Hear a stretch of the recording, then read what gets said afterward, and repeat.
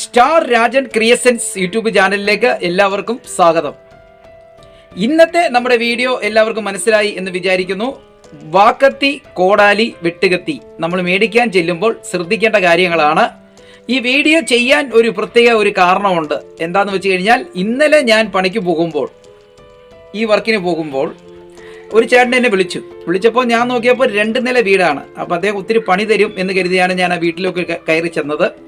വീട്ടിൽ ചെന്നപ്പോൾ ആ ചേട്ടൻ പറഞ്ഞു, നിങ്ങൾ കഴിഞ്ഞ ആഴ്ച തന്ന 3 വാക്കത്തി വെട്ടിയപ്പോൾ വളഞ്ഞു പോയി എന്ന് പറഞ്ഞു. അപ്പോൾ ഒട്ടും സമയം കളയേണ്ട, ഇന്നത്തെ വീഡിയോയിലേക്ക് എല്ലാവർക്കും സ്വാഗതം.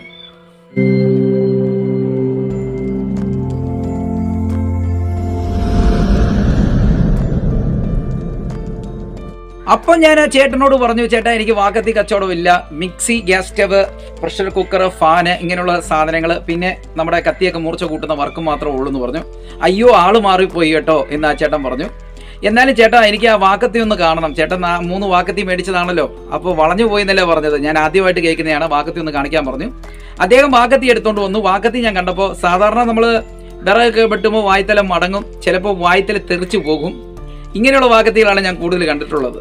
അപ്പം ഞാൻ ആ വാക്കത്തി എടുത്ത് നോക്കിയപ്പോൾ സത്യത്തിൽ വാക്കത്തി ഇങ്ങനെ ഇരിക്കുന്ന വാക്കത്തി ഇങ്ങനെ വളഞ്ഞാട്ടേ ഇരിക്കുന്നത്. എല്ലാ വാക്കത്തി ഇങ്ങനെ വളഞ്ഞിരിക്കുകയാണ്. അപ്പോൾ ആ ചേട്ടനോട് ചോദിച്ചു, ചേട്ടാ എന്നെ വിലയ്ക്കാണ് ഈ വാക്കത്തി മേടിച്ചത് എന്ന് ചോദിച്ചു. അദ്ദേഹം പറഞ്ഞു, ആദ്യം അദ്ദേഹം 1000, 900, 850 ഒക്കെ പറഞ്ഞു.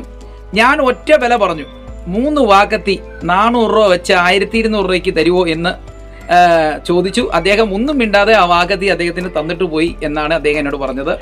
അപ്പോൾ അത് പറയുമ്പോൾ അദ്ദേഹത്തിന്റെ മുഖത്ത് എന്തോ ഒരു കാര്യം സാധിച്ചതുപോലെ വലിയ ഗൗരവത്തിലായിരുന്നു അദ്ദേഹത്തിന്റെ സംസാരം.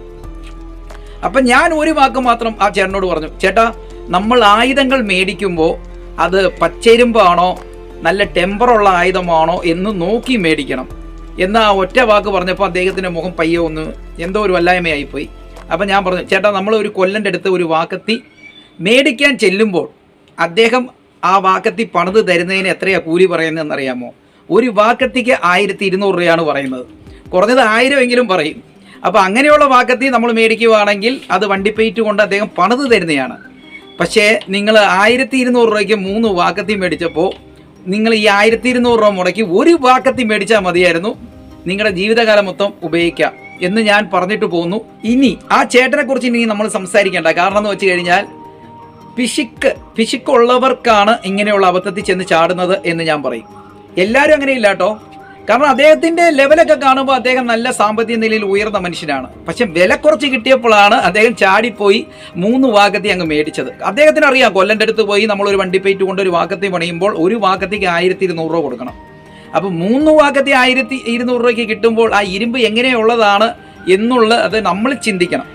നമ്മൾ ചിന്തിക്കാതെ പോയി മേടിച്ചിട്ട് കച്ചവടക്കാരനെ കുറ്റം പറഞ്ഞിട്ട് കാര്യവുമില്ല. അപ്പോൾ അദ്ദേഹത്തിൻ്റെ കാര്യം അങ്ങനെ പോകട്ടെ. ഇനി നമ്മൾ ശ്രദ്ധിക്കേണ്ട കാര്യങ്ങളാണ് പറയുന്നത്. ഒരു അരിവാള്, കറിക്കത്തി, ഇതൊക്കെ നിങ്ങൾ പോയി മേടിക്കുമ്പോൾ എന്ത് വേണമെങ്കിലും മേടിച്ചോ, പച്ചയിരുമ്പോ എന്ത് വേണമെങ്കിലും മേടിച്ചോ. കാരണം അരിവാള് നമുക്ക് കാട് വീശാനുള്ളതാണ്, പുല്ല് ചെത്താനുള്ളതാണ്. അപ്പോൾ അത് നമുക്ക് ടെമ്പർ അതിന് ആവശ്യമില്ല. അതേ സമയത്ത് ഒരു വിറക് വെട്ടുന്ന ഒരു വാക്കത്തിയോ ഒരു കോടാലിയോ ഇറച്ചിയുടെ എല്ല് വെട്ടുന്ന വെട്ടുകത്തിയോ നിങ്ങൾ മേടിക്കുമ്പോൾ തീർച്ചയായിട്ടും ശ്രദ്ധിക്കണം. കാരണം വിലക്കുറവാന്ന് പറഞ്ഞ് നിങ്ങൾ പോയി മേടിക്കാതെ അതേ സാധനം നല്ല ഒരു കൊല്ലൻ്റെ അടുത്ത് കൊടുത്ത് ഉണ്ടാക്കിക്കുക. ആ വാക്കത്തി ആണെങ്കിലും ശരി, കോടാലി ആണെങ്കിലും ശരി, ഒരു വെട്ടുകത്തി ആണെങ്കിലും ശരി, അത് ഒരിക്കലും അതിൻ്റെ ടെമ്പർ പോകത്തില്ല. നിങ്ങൾ ഏത് കൊല്ലൻ്റെ അടുത്ത് പോയി ചോദിച്ചോ, ഏത് കൊല്ലന്മാരുടെ അടുത്ത് പോയി വേണമെങ്കിലും പോയി ചോദിച്ചോ. പച്ചരുമ്പ് ഈ കച്ചവടം വിൽക്കാൻ പറ്റുന്നില്ല, അവർ പറയും ഒന്ന് കാച്ചിച്ചിട്ട് ഉപയോഗിക്കാൻ പറയും. പക്ഷെ ഒരിക്കലും ഒരു പച്ചരുമ്പ് എന്നാ കാച്ചിച്ചാലും ടെമ്പർ കൂട്ടിയാലും ആ സാധനത്തിന് ടെമ്പർ കിട്ടത്തില്ല. അതുകൊണ്ട് എൻ്റെ പ്രേക്ഷകരോട് എനിക്ക് പറയാനുള്ളത്, നിങ്ങളൊരു വാക്കത്തി നേരെ കൊല്ലൻ്റെ അടുത്ത് പോവുക, നല്ല വണ്ടിപ്പേറ്റ് കൊടുത്ത് പണിയിപ്പിക്കുക. ഒരു കോടാലി ആണെങ്കിലും ശരി, ഒരു വെട്ടുകത്തി ആണെങ്കിലും ശരി. കാരണം നമുക്കതിന് ടെമ്പർ നമുക്ക് ആവശ്യമാണ്. പച്ചരുമ്പ് മേടിച്ചിട്ട് ടെമ്പർ ഒരിക്കലും ഉണ്ടാക്കാൻ നമ്മളെ കൊണ്ട് പറ്റത്തില്ല. അതുകൊണ്ട് നല്ല ആയുധങ്ങൾ നിങ്ങൾ മേടിക്കുക, പറ്റിക്കപ്പെടാതിരിക്കുക. ഒരു വാക്കത്തി മതി ഒരു വീട്ടിൽ. നല്ല വാക്കത്തി ആണെങ്കിൽ ജീവിതകാലം മൊത്തം ഉപയോഗിക്കാം. ഈ വീഡിയോ നിങ്ങൾക്ക് ഉപകാരപ്രദമായ ഒരു വീഡിയോ തന്നെയാണ് എന്നെനിക്കറിയാം. ഞാൻ ഒരു വാക്കത്തി മേടിച്ചാലും പിശുക്ക് കാണിക്കത്തില്ല. നേരെ കൊല്ലൻ്റെ അടുത്ത് പോയേ ഒരു ഭാഗത്ത് പണിയിച്ചേ ഞാൻ ഉപയോഗിക്കുകയുള്ളൂ. അതുപോലെ നിങ്ങളും ശ്രദ്ധിക്കുക, വില കുറവാന്ന് പറഞ്ഞ് 3 4 കിട്ടണം എന്ന് പറഞ്ഞ് പോയി ഒരു ഭാഗത്ത് മേടിച്ചേക്കരുത്. അപ്പോൾ ഇന്നത്തെ വീഡിയോ നിങ്ങൾക്ക് പെട്ട് കാണും. അടുത്ത തിങ്കളാഴ്ച പുതിയ വീഡിയോ ആയിട്ട് ഞാൻ വീണ്ടും വരാം. നമുക്ക് വീണ്ടും പുതിയ വർക്കുകൾ ഞാൻ നിങ്ങൾക്ക് പറഞ്ഞു തരാം. ഞാൻ ചെയ്യുന്ന ജോലി തന്നെ നിങ്ങൾക്ക് പറഞ്ഞു തരുന്നതാണ്. അപ്പോൾ വീണ്ടും അടുത്ത തിങ്കളാഴ്ച നമുക്ക് കാണാം.